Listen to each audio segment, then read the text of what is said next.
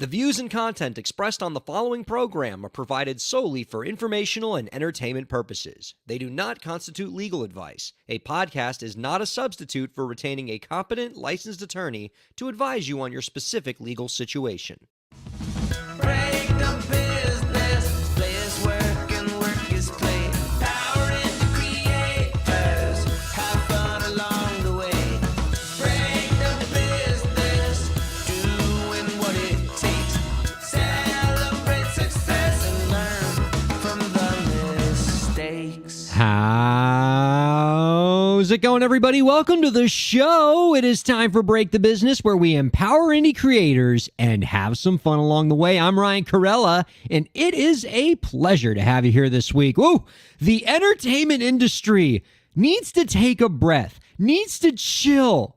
Can the industry chill for a bit? Everything just needs to slow down. My Twitter timeline, way too busy right now. My text group chats of industry people, way too many notifications right now. Everybody just needs to take a breath. It is way too much going on. I can barely keep track of it all. We have too many things to fit into a 1 hour show. All right. We got to get to the AI Overlord tip of the week. I got more scary beat licensing agreement stories because I got a lot of people who are texting me about those and emailing me about those. And I got a bunch more of them I can tell you guys about. But I think we have to spend the lion's share of our time this week, producer Lauren, talking about the thing that everybody in the industry can't shut up about this week for good reason. Lauren, have you seen that our AI overlord has been a little busy this week? Mm-hmm.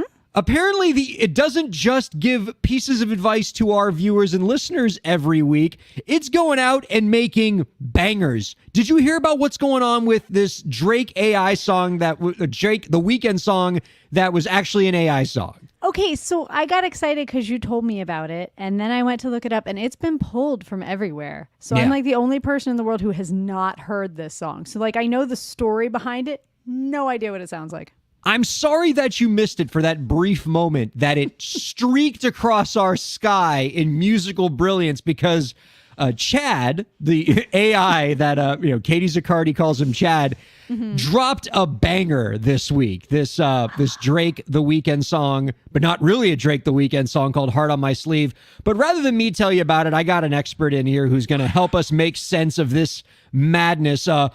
Let's go ahead and chat with the creator of the Music 3.0 blog, Where Music's Going. Rob Abelo is here. Rob, how are you doing? Hi, Rob. Hey, I'm good. Thanks for having me. Thank you for joining us. We sort of just bat signaled you across the sky. You are here on short notice. We very much appreciate it, but help us make sense of this. Here's what I know.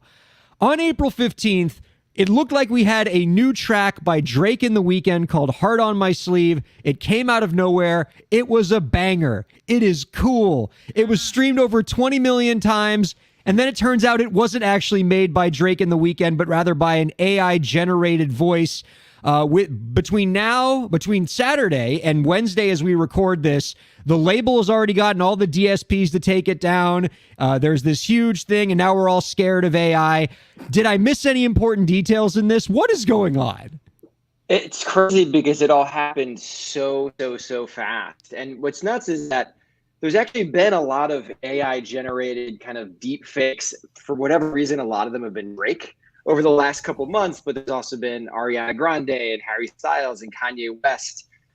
Those were all kind of intentionally playful, and they were only on TikTok or Twitter or maybe YouTube. But this is the first one that was uploaded to Spotify and Apple and Tidal and was kind of aggressively saying, I'm releasing this officially. I'm taking royalties. And on top of that, it was two of the biggest artists in the world, Drake and The Weeknd. It's from the biggest label in the world, Universal Music Group, who have been making all this noise just in the last couple of weeks that we don't want anybody to scrape our artist data and to use them in their data sets. So I think it was just very well planned to cause a lot of attention, and that's exactly what it did. It's tough to know exactly what's AI in the song. I think that the artist wrote it, made the production. He wrote the lyrics and sang it. It then had some kind of AI voice, generative voice, replace his vocals with Drake and Weeknd. It certainly caused a lot of attention, Okay. as you noted. There are even some who might suggest that it caused an intentional amount of attention, in as much as there are some people out there who think that this is all just a publicity stunt, that this actually is a Drake The Weeknd song, and that this whole thing was just fabricated to generate a lot of controversy about that. Is there any truth to that, or are we pretty sure that this is an AI-generated song? Pretty sure it's an AI generated song, although I think that would be genius. And there has been grumblings just because there's specifically been so many Drake AI things. He just 48 hours earlier put up on Instagram for the previous one. He's like, this is enough AI. I'm done with this. So who knows? But that kind of underlines like the point with so much of this is, you know, who knows what's AI and what's not. I mean, obviously some things are blatant. You know, you have their names in the song and you say it's AI. But how do you prove a voice is your voice when you're uploading music or that you wrote the lyrics? So identifying what's generative AI when more and more art people start releasing things is going to be increasingly difficult for platforms to guess. Yeah. Now, as an entertainment lawyer, I can't help but look at this through a lawyer's lens and trying to think about what existing laws could counteract this, because I had people texting me since this happened being like, this has to violate some law, right? Copyright, trademark, something. And I was like, you know, like, if you're not actually taking copyrighted material, it's not a clear copyright issue. If you're not saying that you're Drake and you're not actually Drake, there may not be a clear trademark issue. Like if you're not trying to say that you are that artist, then there's not a clear trademark issue. Maybe depending on what state you're in, there's a right of publicity issue. If you're in one of these states that might be willing to accept the argument that taking somebody's voice is a actionable legal course of action, but the law there isn't particularly clear. There's a case right now involving Rick Astley and Young Gravy that might provide us some insight there, but this is something where it seems from my perspective that there's not, like, the law hasn't caught up to this yet. The law hasn't conceived of this possibility yet. And of course, that's going to take a minute, right? You know, and it's tough because I think if the models that this is trained on are using copyrighted material, then that's a problem. The issue here is that, you know, for models like this, people can run them locally on their own computer. So it's hard to actually get access to what the data set is. It's not always pulling from some larger data set. So how do you even know? If they say it's Drake and they're trying to imitate it, that's one thing. You go back to like the Bette Midler case, you know, where there was a Ford commercial where they wanted her to sing one of her songs and she refused. So they actually got her backup singer to kind of impersonate her. And they were able to say in that case that because it was them trying to impersonate the character, her voice, she was able to win that case. I think like when it's that clear cut like this, sure. When it's somebody who just, you know, takes somebody else, some famous inspiration, doesn't say it's them, doesn't make that part of the marketing and releases it, that's going to be a lot harder to make that case. Well, what makes the Bette Midler case unique, because it's certainly one that all of us entertainment lawyers love to bandy about, especially, and that case, as you've identified, has gotten a lot of discussion in the last few days as this fake Drake track came out. That case was different because it was also in the context of a TV commercial. So you could argue that they were trying to effectively make Bette Midler their spokesperson for their product, in this case, a Ford vehicle, when she wasn't actually. When you're talking about just a piece of art that you're putting out that isn't selling a product and you're not making that person a spokesperson, the law isn't as clear there in any particular state. I think another interesting legal implication to this that I've seen talked about is the role that producer tags could play in potentially mitigating this, right? A producer tag is when a producer says their name or an artist says something or has an identifying sound in the song so that you know it came from them. I actually worked with a team of trademark lawyers that got a registered trademark for the yell that Pitbull makes before he starts rapping on a song. The you! That's now a registered trademark. So when you hear that in a song, you know it's a Pitbull song. So producer tags and those kind of sonic sounds can be a way to protect against AI, because if you hear that in a song, you know it's authentic, because if AI uses that tag without permission, then it's trademark infringement and the artist or producer could have a clear legal course of action. So maybe that's... In this track, he used the Metro Boomin producer tag in the Is that beginning right? As well. Yes, yeah, he Uh-oh. did. So I mean, he's done everything to open himself up, I think, kind of intentionally. Yeah. Well, sorry, go ahead, Lauren.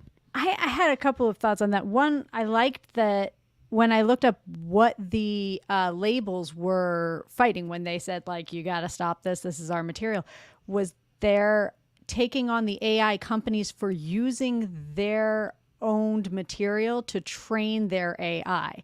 And that, I think, is a valid case. You're feeding material that you don't have the rights to build your software, your programming, your AI. And so that, I think, is valid, no? Absolutely. In fact, like, you know, in non-music case, Elon Musk just hours ago said that Microsoft used Twitter data in their models for OpenAI, and he's going to possibly sue them. And you know, OpenAI has also made Jukebox AI for music, and that also uses all kinds of copyrighted material without authority. And that's why a lot of like AI apps that are being built kind of for the UI layer, UX layer, are avoiding using Jukebox for that reason. I think a lot of the platforms that are in this for the long haul, that are trying to make, you know, AI tools accessible, they're really trying to find the kind of, you know, music that's been authorized to use and avoid kind of the illegal copywriting, because that's going to end up either being a non-starter or people are going to go around you to what's been authorized. Man, Now, it's going to be wild for sure. You had mentioned that you think that this is an intentionally, I mean, it's pretty obvious, intentionally baiting lawsuits to come towards the project, like, hey, sue me because we need to see where this is going. Do you think that's coming from a place of, you know, the law is open to interpretation and flexible, and eventually we need to get to these cases or we don't establish what comes next? Do you think that there's a lot of, you know, let me do the most obvious things so that we have the best chance of the laws coming out in the favor of something? Or maybe, I mean, it's possible that somebody who's behind this understands that, you know, it's hard to break through, it's hard to get attention. And if you can be like the landmark kind of song, the landmark case, like this is Napster happening in real time in like 48 hours, new rules being released. If that could be you and your song and your music, I mean, yes, you're going to have to pay for that, but you may, you know, on balance, you might have some major wins. I go back to the Gray album by Danger Mouse. So he you know, mashed up Jay-Z's Black album with the Beatles' White album, and this is like 2004. And EMI was really aggressive in issuing takedowns because it was Beatles music. While even Paul McCartney said he loved it as an homage, and Jay-Z loved it. What ended up happening was it was kind of the Streisand effect, where it was, because it was removed, everybody wanted to talk about it and find where it was. And it was very difficult to hear. It wasn't available on like regular platforms, but you like had to go discover it, find it, and get it from your friend. And that actually launched Danger Mouse's career. I mean, he went from nobody to this massive, one of the most in-demand producers in the world, working with the biggest artists. Now, that was like an incredible piece of work front to back on a full album. But, you know, you're taking that as inspiration for how you want to get your name out there. It's a pretty interesting way to go. Your platform is titled Where Music's Going. And so I kind of want to inquire as to that, because I want to know your thoughts about whether the music industry should be afraid of things like this. Clearly, it seems that the record label involved here, UMG, is afraid, right? They took a very aggressive stance. They went to all the DSPs, said, take this down right away. The DSPs that work pretty closely with the labels said, absolutely. And now as many traces of this song as possible are being removed. Do you have a more optimistic view about the rise of this kind of AI? Is there a way that we might be able to coexist with AI and still be able to move forward with a human element or in this music industry? Or are you as scared as UMG seems to be? I mean, I think there's some amount of fear that's healthy, but you can't all fear and panic and thinking that you can just make things go away if you bring the hammer down. I mean, I think we've seen every time there's new tech and there's new innovation, that if you just kind of try to shut yourself off to it and think that you can end it, that's a very short-term solution, and it's just going to grow around you, and you're not going to take the opportunity that it's giving.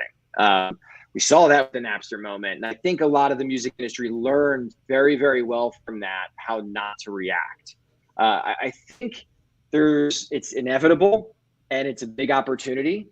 And it's how can you kind of set up the right systems early and get involved with it? So can you kind of create those model sets that have authorized music where the artists are attributed, where they've chosen to put their music in, where they're getting payments for it. And you're actually creating this like really convenient, easy way to use and interact with it that I look at it as like we kind of have this problem sometimes now in music that the day the song comes out, it's like the campaign or the experience with it is almost over. And it's like, okay, that's done. Whatever happens with it happens. Go make the next thing. It's almost interesting if like putting a song out could be like the seed, the spawn of what that song now is. And there's other, kind of who's artist and who's fan and listener gets blurred. That fans can kind of interact with that in different ways and put their interpretation, build on each other. I think that interaction and that level of potentially user-generated content is a thing that can potentially really grow the pie in the music industry. I mean, if you look at like video games, that's something they've been able to do with their IP really well, is like how do they let the players, the users into the worlds and kind of grow on it. And that's where you get all kinds of like microtransactions and deeper fandom. How that all plays out remains to be seen, but I think you have to find the right ways to plug into it and incentivize it the way that you want. Rob Abelo is making some really great stuff over at wheremusicsgoing.com. You sort of splashed into my life, Rob, as I found your tweets, and ever since then, I've just been consuming your stuff voraciously. I really love your perspective about Music 3.0 and the new entertainment industry.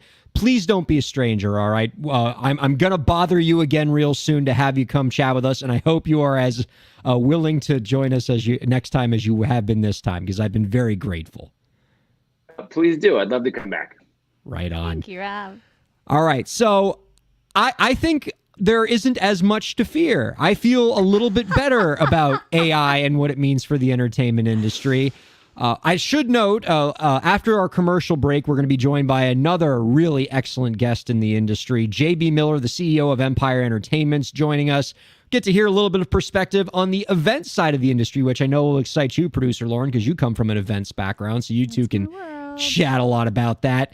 And I'm excited to have JB Miller on later. But first, since we're not scared of AI, since Rob Abelo is telling us don't be afraid of AI, let us welcome our AI overlord with our AI overlord tip of the week.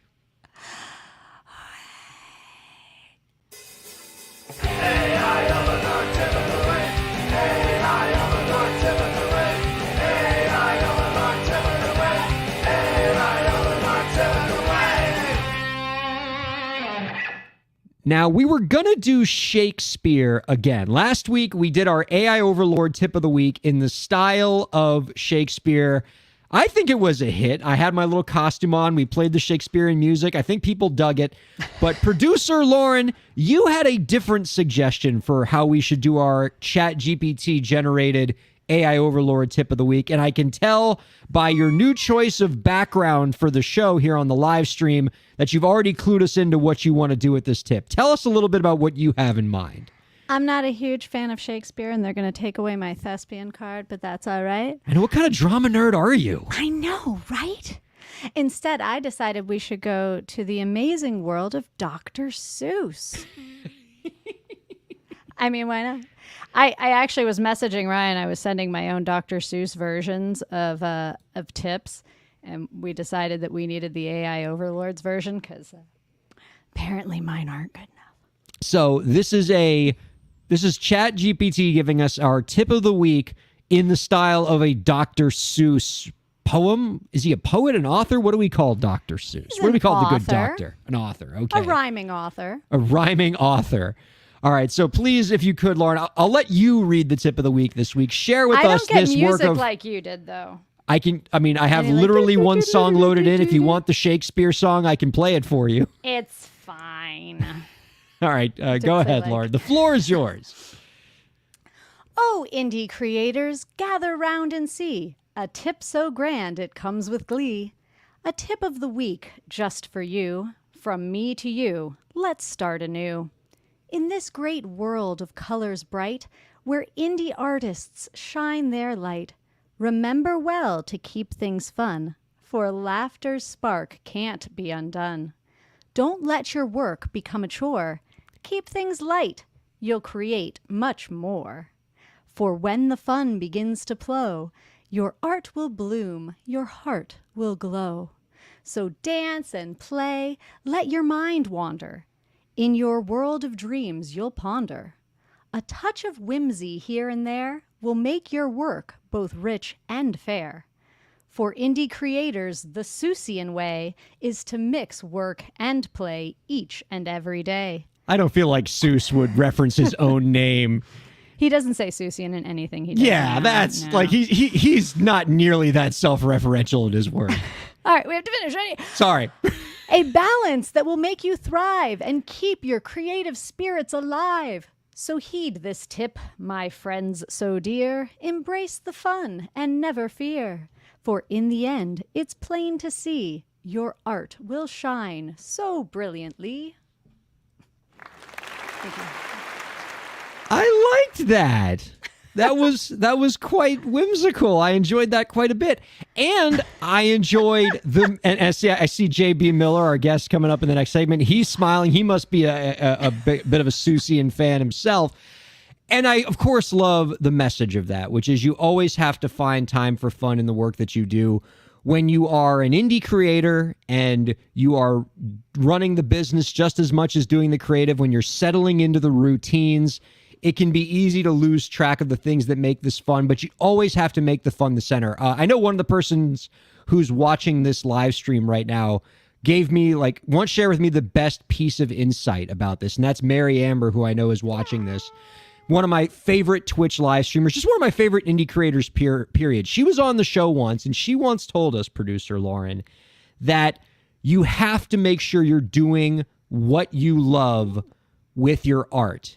Because if you're not doing what you love and you're not enjoying it, and that thing that you don't enjoy becomes a hit because you're just trying to chase what's popular, then your only reward is you have to keep doing the thing that you hate more and more. So ultimately, everything that you have to do has to come back to the love, has to come back to the things that make you happy, or else you're not going to be able to have the energy, the artistic energy to be able to keep staying in this hall when things get tough.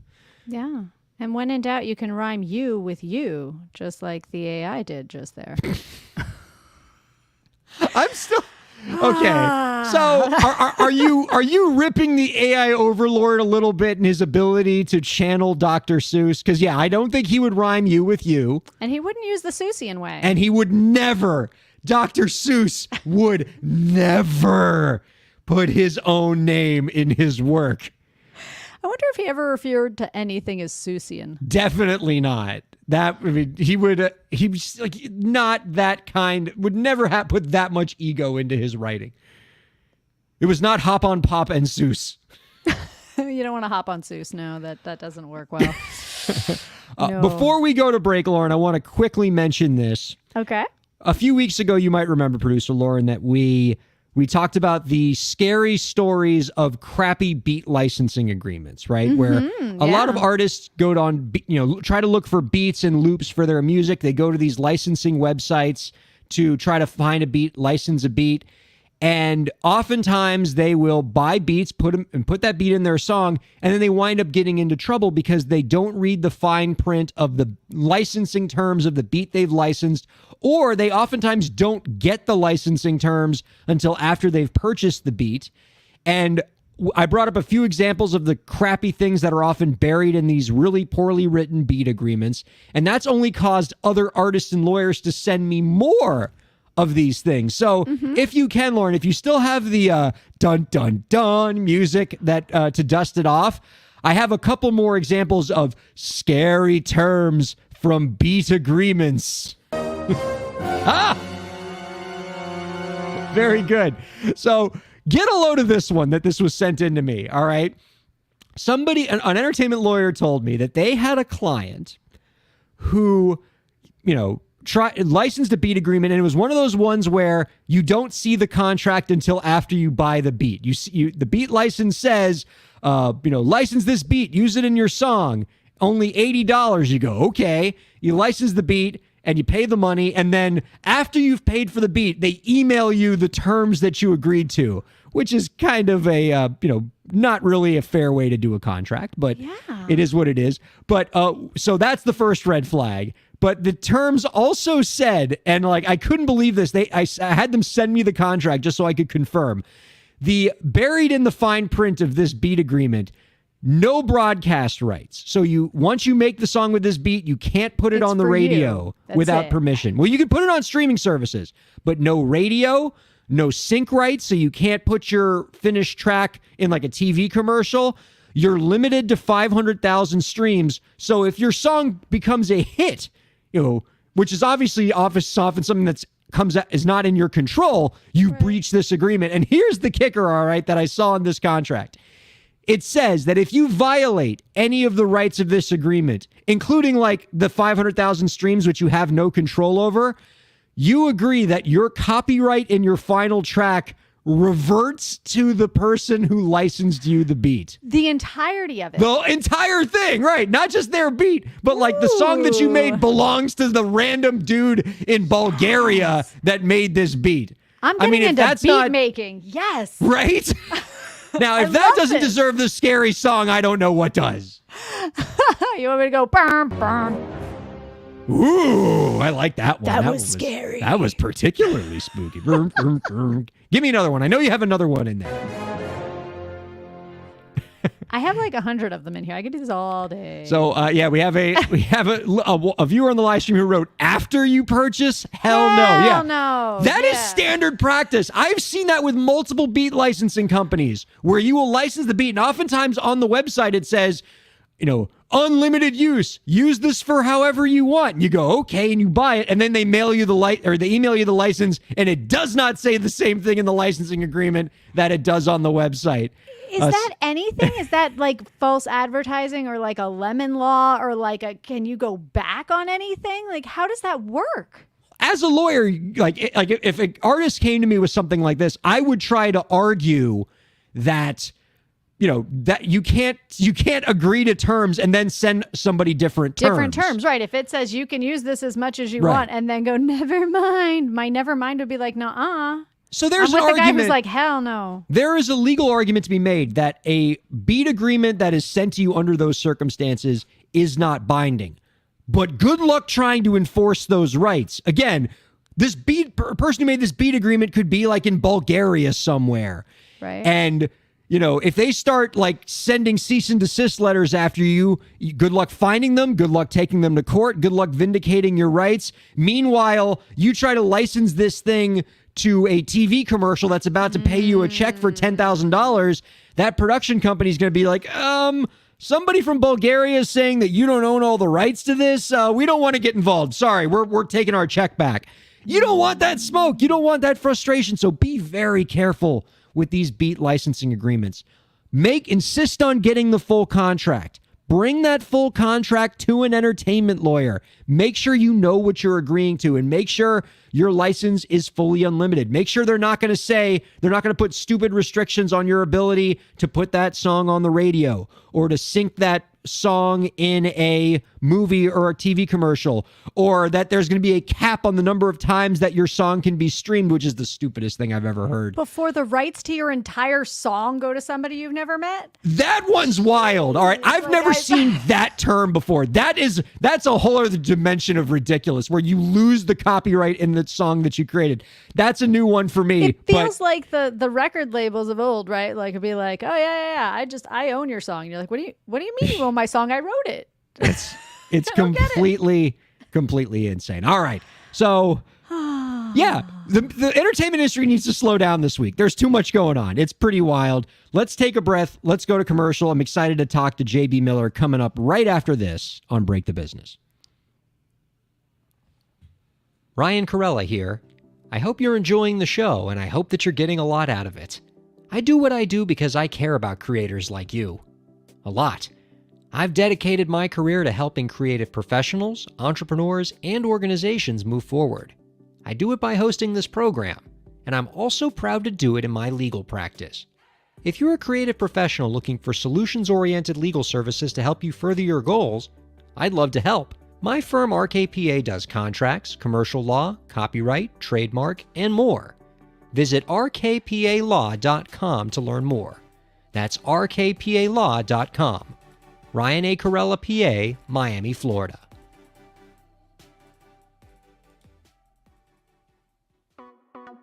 Streaming services for Break the Business provided by LEK Entertainment. LEK Entertainment is a full-service entertainment company offering everything from consultations to full-scale events and productions, including audio and video productions, voiceovers, staged theatrical productions, script and music development, and streaming services. For more information, visit lekentertainment.com. LEK Entertainment wants to help you bring your story to life.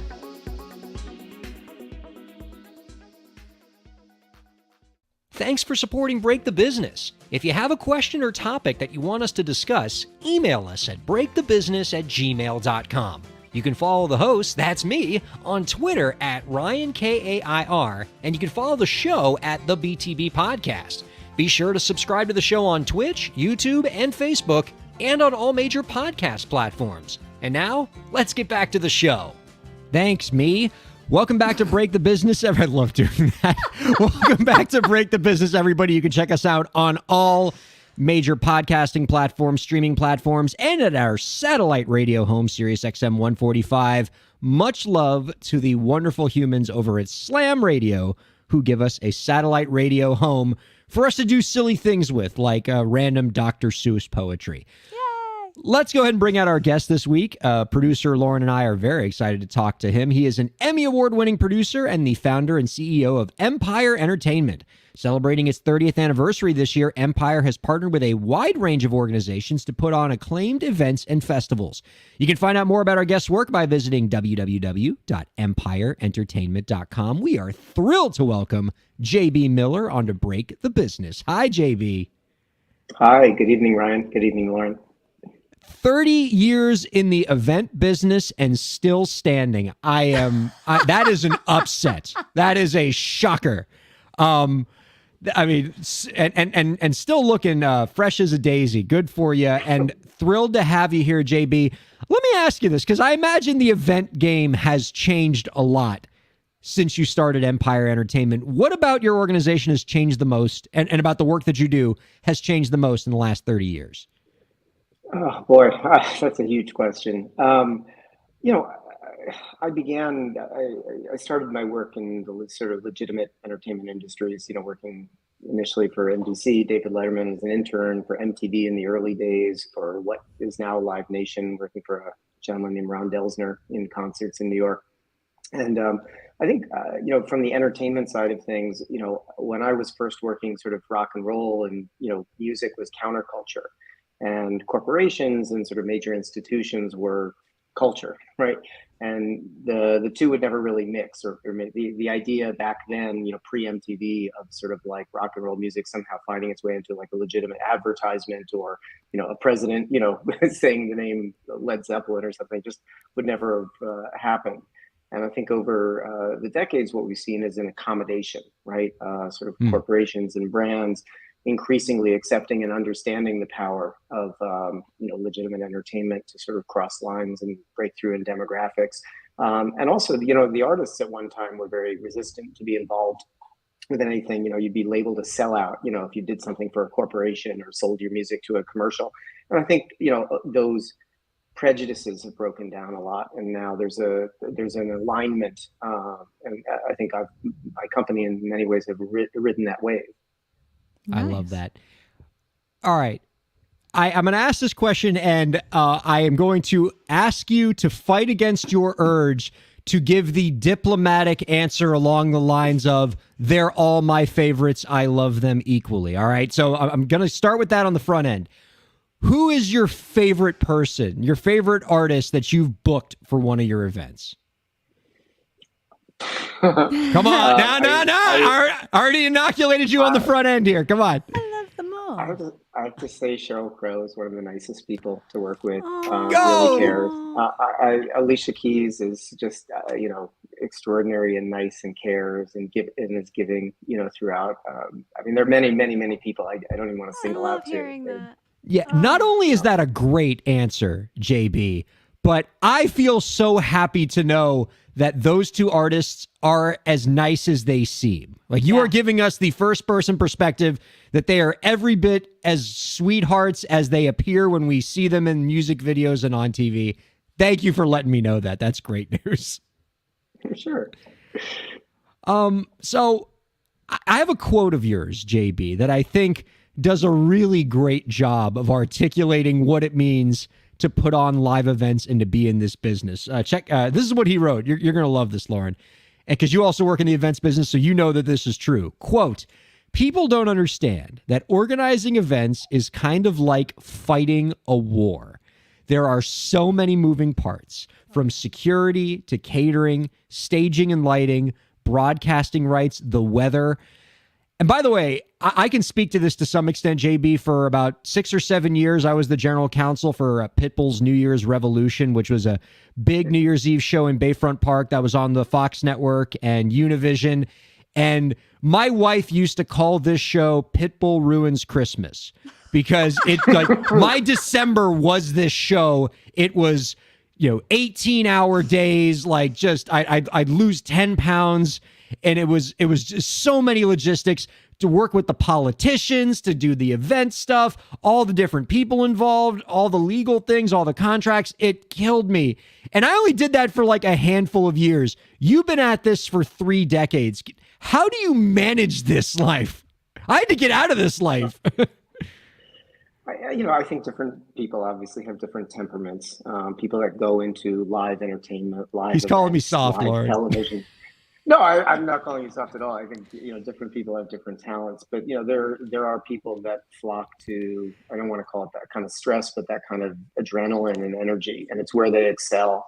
And I'm not just saying that about myself. I mean, the people I work with, our vendors, our colleagues, my employees, and, the artists that we work with, all of us to some degree really turn on when we're confronted with, these stresses, when we have to show up and really be our best in a moment and only have one shot, one take to get it right. Remember the things that we do. The entire world is watching. It's live. You're stretching the boundaries of what's possible technologically. You're trying to break new ground and do things that have never been done before to excite and delight audiences. You're taking risks, to sort of break out of the mold. And all of those things. If you make one misstep, something terrible is going to go wrong. And I think there's a certain kind of person that gravitates to a career where that's where you live your life. That's your Monday through Friday, 9 to 5, is living in that sort of stress zone. So would you consider yourself an adrenaline junkie? Not at all. No? I think I'm the opposite. I think I find calm in the complexity, and that's why I'm well suited to my career. Oh, wow. I love that side of it. All right. I got one more question for him, Lauren, before I know you have about 1,000 questions for him, because you found a kindred spirit in JB, Lauren. I can see it in your eyes, I'm like, one I'm event in. person to another. But I wanted, ever since we booked you for this show, I wanted to ask you this question because you're in the big events business. You work with big companies, you bring in the big named artists to do events for them. But this is a show that primarily caters towards independent creators who work on a much smaller scale. But I bet that your experience and expertise could translate here. So are there any lessons that you could share with artists who put on events but have a more modest budget? For example, if you only had, say, a budget of $100 and you had to put on an event for some kind of musical or some kind of artistic event, what are some of the guiding principles that you would use to operate? Don't do anything differently. I'm not sure if I'm speaking to the artist here or the client here, but I think one of the discoveries that I've made over time is that, from time to time, you do work with up and coming and unknown artists. And it's an uphill battle because you'll go to the client and you'll say, I never heard of this guy. And the artist, and their reps and everybody are saying, no, he's really phenomenal. He's got a great audience. People love him and stuff. And it really falls on deaf ears because everybody just wants Taylor Swift or Beyonce. That's all they want to hear. And they're not available and you can't afford them. So why don't we return our attention back to this? But, over the years, I will say I've been successful at saying, booking artists. I remember working with Destiny's Child, when, we paid them absolutely nothing and they were, pre their first release. Working with artists like Leon Bridges and others. Sooner or later, great artists, go from being unknowns to being unattainable. And, I think we as producers need to always be cognizant of the fact that the person that you're working with that maybe doesn't have any reputation will one day be that unattainable, genre breaking artist. And it's important. And I think, having as many decades of experience as we have, I can go to clients and say, listen, you may not have heard of this guy, Leon Bridges. However, trust me, I have worked with so many artists over the years that you didn't hear of. 2 years from now, 3 years from now, all your audience is going to talk about is, I remember when they had Leon Bridges before anybody had ever heard of him. And I think there's a certain amount of faith that goes in it. And it doesn't change. I had the honor of working with Clive Davis, over the years to help him produce the premieres for artists like Alicia Keys and Wyclef and Rod Stewart and others. Like Clive had an ear. He was listening for what was new and next. And, he was embracing artists that didn't have the followings. He wasn't like trying to sign an artist or poach an artist that was already established. And I think the same is true in our field to some degree. We just always have to be open-minded to the fact that, an artist is an artist. If they have the talent and they have the persistence, they ultimately and hopefully will, reach that level. It's probably not a good answer, but how that's my does an answer. unknown artist that's hoping to be 2 years from now on everybody's bucket list get onto your Radar. radar? That's the word Yeah. I was looking for. Well, I hope we're not different from others, but we actually look. We're actually out there and scouting and listening to music. We're, I have a lot of employees, and we have hot lists. We have a database, and every experience that we have with an artist, I always ask when I'm talking to an agent or a rep or a manager, I'm like, who are you working with now? Who's coming up? Who have you seen? I didn't go to Coachella this year, and I'm probably a little bit too old for that. But I ask my employees and colleagues and say, who did you see there? Who's on other festivals that we ought to know about? And I think if we're not digging and doing the research, we're not going to uncover what's new and next. And that's partially our job, is to serve that up to those people that need that. Are there any other outlets where you find what's new or next? Is it just festival type settings like Coachella? Are you looking at playlists? Like, where do you find the diamonds Everywhere. in the rough? Playlists, friends, referrals. I mean, we're fortunate to have very deep relationships at this stage with pretty much all of the managers and publicists and labels and the agencies and so on.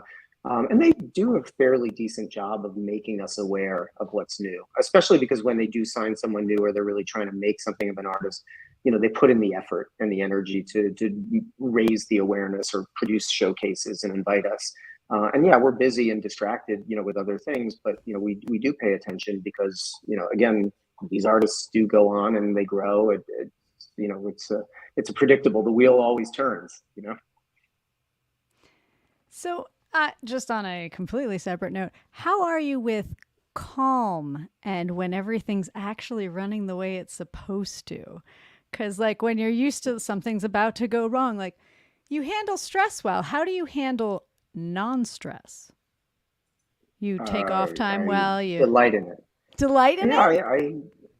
yeah. I mean, I think that's, if we've done our job right, everybody can kind of enjoy the experience. And, some events are not about calm, but, Right. I appreciate when things are not going wrong and I get a little bit of chance to enjoy the music on the stage or to walk around the space that we've created or to see the satisfaction of the attendees. I mean, I think that's, you get to do that only when you're not distracted by problems. So hopefully if everything's gone to plan, you can enjoy that calm. Everyone can. It seemed like you were surprised by that answer, Lauren. Like, Yeah. when you're doing an event, like, do you get worried when it's calm? Like, do you feel like it's quiet, too quiet? Oh yeah, I always said I was wired backward. Like when chaos hits, I'm like, I've got this, everything's fine. And when it's not, I'm like, okay, hold on, look out, because something's gonna go wrong, and I better be ready for it. Like, what's happening right now? And like, I feel like I have more anxiety. And when the thing hits, I'm like, I got this. It's no problem. There are definitely moments. I remember for many years, we produced a lot of the major portions of the Tribeca Film Festival for like the first decade. And, these are huge events, 18 blocks, like stages and all kinds of stuff. And, there were like 100+ people on radio, with like 9 different channels. And people are like, we're over here. It's just like this nonstop chatter. It's like air traffic control. And then at some point in the event, I remember like not hearing anything coming in here, and I'm like, is this on? It's just like, no one's talking because there's nothing to talk about. Everything is going to schedule. Everything is running to plan. There's no crisis to be called out. So, again, that's where you take a deep breath and say, great, everything's going the way it's supposed to. Yeah. Yeah. Speaking But of, I will also, I'm just sorry, Brian, I will add, I'm a pilot. I'm not an active pilot, but one of the things that they teach you, first is to fly the plane. And, if the pilot is freaking out, nothing good will come of that. So, those of us that are responsible and in charge for keeping things moving along, really do have to keep our head and have to keep our calm. I think it's one of the fundamental requirements of people in sort of event leadership is to be able to manage with calm and poise, especially through crisis and times, and to keep your head. I'm wondering how those skills that you have of crisis management in the moment at the event translated to what I'm sure must have been a difficult time for your organization over the last few years in managing the pandemic. Can you tell us a little bit about what that pivot was like for your organization? How did you get through those years? That's a great question. Obviously I would say, the pandemic effectively was the, comet killer, the civilization killer, asteroid to the live events industry. To compound things, we all got COVID like the first week of March 2020.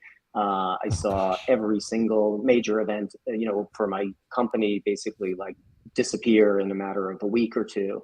And I actually, I embraced it. I was just like, great, this is what I'm here for, right? Challenge, battle,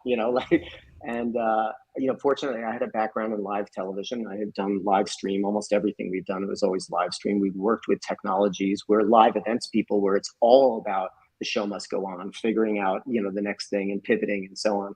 So I, got my team together and I said, listen, if we don't become the world's leading virtual events production company by the end of this month, we won't exist by the end of this year. And every single person in the company learned new skills. They became coders. We learned how to implement, teleconferencing facilities with live stream and digital environments to marry them with registration systems. It's still storytelling. It's still creative, right? It's still, producing and managing timelines and budgets and so on. We were fortunate in that we had a lot of clients that already had events that sort of got mothballed. So we turned to them and said, listen, instead of canceling your event and taking a complete wash, give us the opportunity to translate it into a virtual event. Let us show you how we can still make the event happen, how you can still raise money as a fundraiser. And as a result, we're the only large events company that I'm aware of that didn't furlough or lay off a single employee all throughout the pandemic. We managed to teach ourselves and our industry a lot of new tricks. We learned all kinds of new skill sets. And I think we sharpened ourselves through the entire process. And again, nothing really helps you grow, than adversity. I mean, I can't think of the quote, but, you find yourself in the moments where you're challenged with something. And I think the company, the industry, our clients, everybody was challenged and, rose to the occasion. And now we feel stronger and even more confident for whatever the next, thing is that comes Well, yeah, along. because I would imagine that a lot of the skills and competencies that your company developed in live TV production style programming and live streaming, you're still using that stuff, right? Like I imagine a lot of your live events that are in a physical space probably do a lot more streaming type stuff as well than they did before the pandemic. Yeah, I mean, I'd go further. I feel like we developed and played with and created some fundamental pieces of what will be the metaverse ultimately through the pandemic, creating immersive, environments where people could gather for events. I think we learned on some extraordinary events. There was one project where we had the opportunity to put together, some of the world's leading COVID researchers and people that were wrestling with how do you manage, the pandemic in this time? What do we do? How do you treat this? Like, what are we learning around the world? And being able to put all those people in an environment and actually use an event as a collaborative problem-solving platform where we could put everybody together and come away with something like a UN that actually worked, kind of thing, was really exciting and thriving. And I think one of the big takeaways from us of the pandemic is that events at scale, convening people at scale for purpose, can really have huge impact, can actually drive civilizational goals forwards. So I think maybe we looked at events as more frivolous and entertainment going into the pandemic. Coming out of it, at least as our company, we came out of it and said this is the tool by which progress and evolution is facilitated. So that's how we feel. Some of the folks that were watching on the live stream got very excited when you said metaverse. And I know this is maybe a slight detour from just some of the things that we were talking about before, but while I have you here and this is your area of expertise, and it's something that I'm also personally interested in, about 5 feet away from me is my Meta Quest. So I do enjoy VR and I do enjoy what it could mean for live performance. Can you talk a little bit about where you see the interplay between the metaverse and, say, the concert industry and the events industry? Are we going to see more of these kind of events? Are you excited for what the future holds there? I'm back. Can you hear me? Yeah. Okay, sorry. Please continue. Oh, you must have missed the question. Let me try that one again. I was saying that we had viewers who were watching the live stream who were very excited when you mentioned the metaverse, and I'm a big metaverse fan. And I'm just curious about what you think the future is in terms of the metaverse and live events. Is this something that we're going to see continue to grow? I definitely think so. And I think, many people have a different definition of what they think the metaverse is. But I mean, to us, it's just a place where we can actually, gather, where things happen, right? Where we go and it's a dimensionalized environment. I think I see the applications of metaverse in all different kinds of ways. Not the least, you think about something like Coachella, which is like a sort of temporary, pop-up experience where everybody comes together. Why isn't Coachella around 365, 24/7? Right? Why isn't there a place that we can all go to have that experience and that community can continue to gather? And that's just one of an infinite number of places that we could theoretically go in a connected world of places. I love that. We got to get you into the VR space, Lauren. I've already seen like plays where, in the metaverse or whatever, the performers are all virtual performers and the audience like virtually comes in and sits down in the, artificial world that's been created that has seats in it and such. And I think that that's super exciting. I want to see the immersive stuff happening more where like you're experiencing a show. I go back into the theater world, but I want to see you experiencing a show and you can follow the perspective of the person you want to follow. So like it could be the same story, but you could see it through the eyes of the mother or the father based on who you followed into the room when they exited the room. Like it seems like there's a lot of excitement of things that can get done there. And I want to see what happens. Immersive theater has definitely had a lot of inspiration for how things have developed recently. But one of the things that grew out of these virtual and hybrid events too was we realized that when you're a virtual participant, right? When we came back to live events, but people couldn't travel from overseas to come to things, and we had to kind of create this alternate experience for them. We balanced it out and we said, okay, well, fine, you're at a disadvantage if you're sort of at the end of things. When things come down from the main stage, you're not there to go and talk to the presenters and the people and to continue the conversation. But what could we amplify in that person's experience that would give them a disproportionately better experience? So we started to experiment with like, okay, well, great. When we come down from the main stage, there's this special bonus experience just for the people that are, watching at home. Or, if I'm at a live event like Consumer Electronics Show, I'm in one room doing one thing. If I'm virtual, I can flip channels. I can jump from room to room, from program to program, from this to that. So, it balances itself. Mobility against, presence. The one is not necessarily better than the other. We just have to emphasize them in different ways for different audiences. We found with a lot of the virtual events or hybrid events that it was valuable to have a second host as well. I assume you guys have seen that Definitely. too, where it's like you've got your host for the real people, but the virtual people were getting kind of ignored and they're like walking off camera. But like you had somebody filtering. And like you said, when they go off stage, you're not just going off into nothingness. You're going off into your breakout room where you're getting somebody to talk to you. And it's super exciting, but it's like running two events at the same time, which I'm sure you've done. One event's enough. Now you're doing two. Yeah. No, but that virtual host, creates the connective tissue for those people. Doesn't make them feel like, okay, now what? I'm an also ran audience. So right. So you went from live events to virtual events, and now you have to run both of those events simultaneously. As if what you do for the last 30 years has not been complex enough.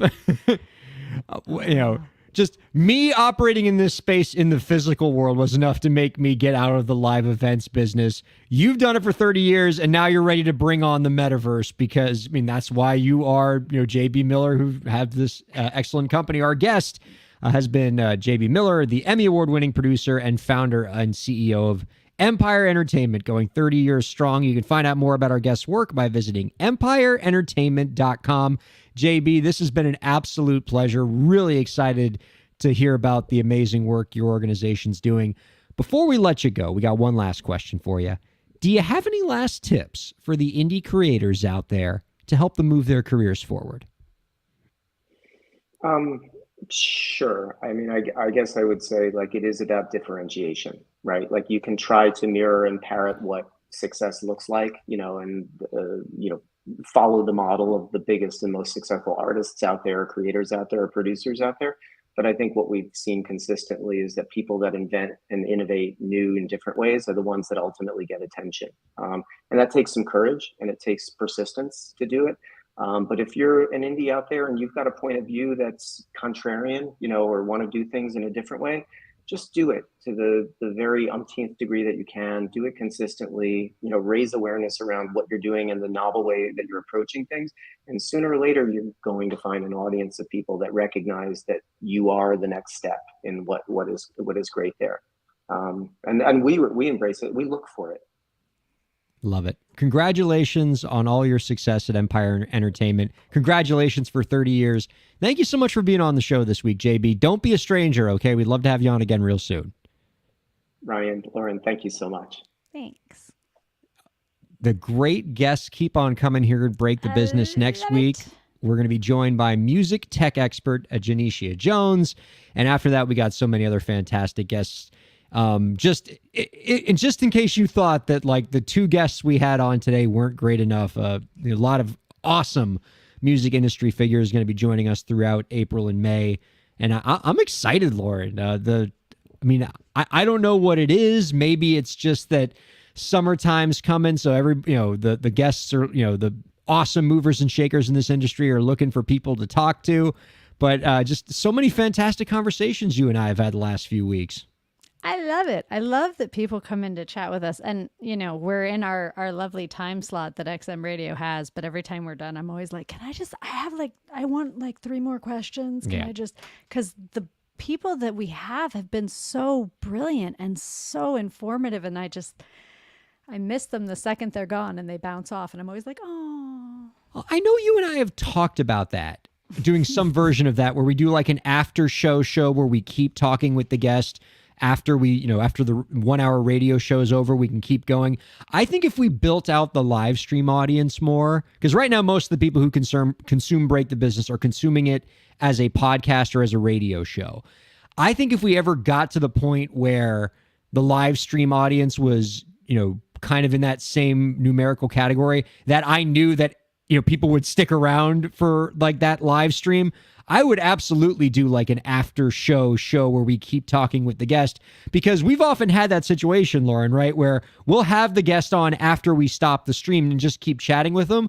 And they wind up giving us like 10 more amazing insights that nobody gets to hear but us, because we're not streaming that. And we're not even recording that. So it's not like, oh, we're not sharing it. It's like I go back and I'm like, I wish I had that quote. That would have been great. Yeah. And see, now everybody in the chat for the live stream's going, yeah, do an after show. Yeah. Tell like 10,000 of your friends to check out the live stream and we'll make that happen for you. We're going to bring on Mary Amber as our host for the after show. Oh my God. How great would that be? I know.